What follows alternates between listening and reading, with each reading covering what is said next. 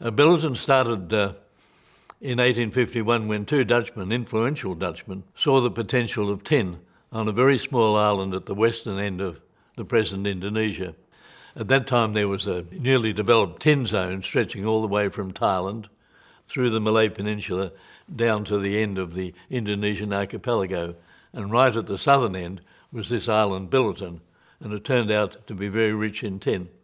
And the Dutchmen realised it, and they got to work. Eventually they formed a company, floated in The Hague in Holland in 1860.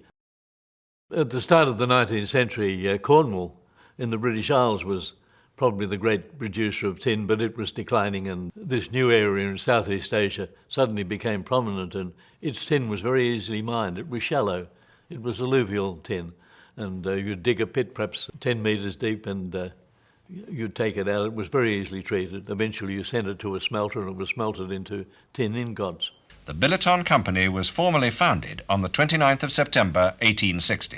In 1860 in The Hague in Holland, the leaders of the company got together, they signed the Articles of Association, it was registered. They gained from the Dutch government, which of course then ruled the Indonesian archipelago under the name of the Dutch East Indies, the right to mine tin on Billiton, and they began to mine it. They were mostly Chinese miners. It was one of the big Chinese settlements outside China at the time. Much of the work on Belitong during those early days was done by hand, of which there were many. This was the time when tin food was coming into favour, tin meat, tin fruit, and the typical tin had a basis of iron with a thin coating of tin, so that with the increasing demand for canned foods or tin foods, the demand for tin was soaring, and Billiton began to supply a lot of that tin. So from 1860 onwards, there was an ever-increasing demand for this very versatile metal called tin, now mined by the company called Belitong.